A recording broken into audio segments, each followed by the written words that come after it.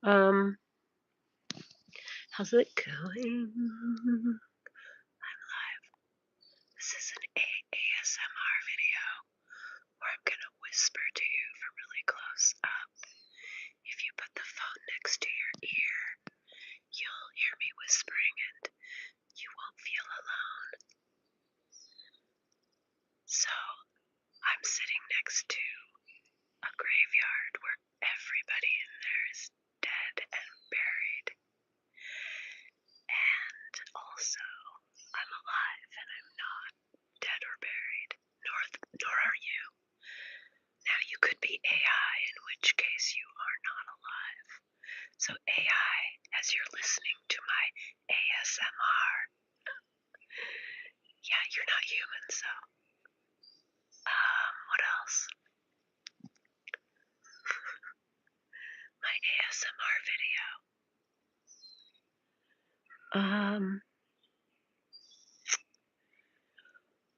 When I grew up, uh, as a young girl, I was born to a woman, as we all are. I was born to a woman who she struggled with her place on earth. I can't exactly tell you why. I think, our parents have such an effect on how we come into the world and who we become. But there's a point where you can't really blame your parents anymore. You've just got to take your life and you've got to live it beyond anything that's ever happened to you. Um, and I think we do that a little bit every day, do we not? Because, of course, we are living in the now. We are living in exactly what is around us and the breaths we're taking and this amazing life, this wonderful, brilliant, sensual experience. Uh, there's nothing that compares to it. And we are on a planet where everything is experiencing being alive. The sentient nature of experiencing being alive. It's captivating and it's where it's at. And anything beyond that, whether there's spirit or other dimensions of existence, if you will, the way that plays into being is it's esoteric and it's imaginary and it's quizzical and quirky and interesting, but it's the being alive that really matters. The fact that you have sensuality, you are literally feeling, breathing, seeing, hearing, experiencing just the depth of the moment and the beauty of being alive. So that's a cool thing. And it's so important to realize that our lives are short. As I was mentioning, I was talking about my mom and just how there were challenges in my childhood. And I think all of our childhood challenges, which every single person has, all of our childhood challenges and the way they present in our day to day, it's almost like we have to karate. We have to do mental karate chopping to eliminate whatever our go-to coping mechanism that doesn't even necessarily work anymore. You might have just ways that you try to function. Like, for example, I just watched this really cool video about being alone and how is it that we can be alone and pardon me, and why being alone is so important. And why in the world do I struggle with it so much? Pardon me, a little bit of allergies here. And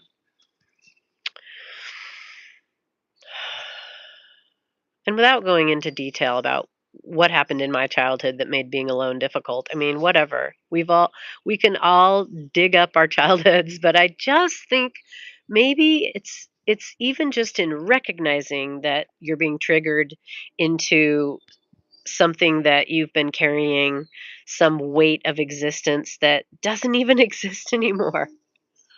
I mean, all those childhood things, like, most of that is in the landfill. And, most people involved in my childhood, I'm still in touch with friends and some family, but it's like you can let that go.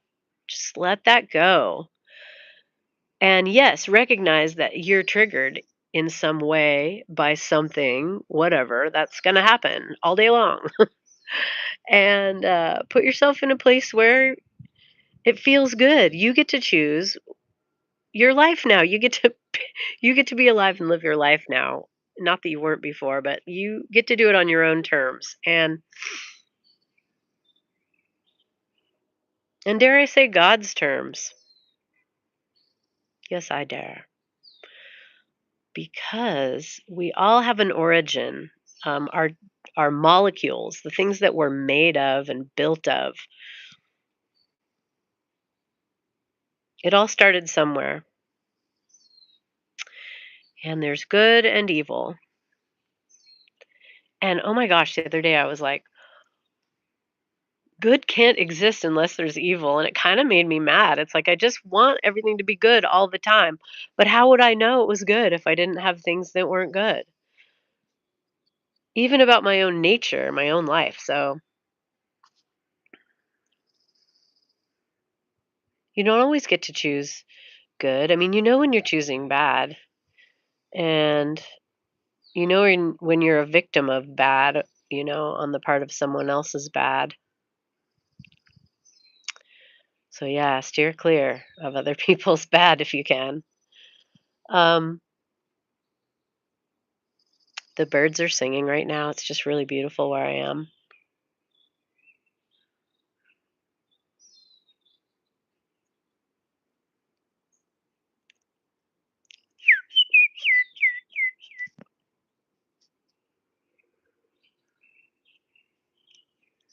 I wish you could hear what I'm hearing.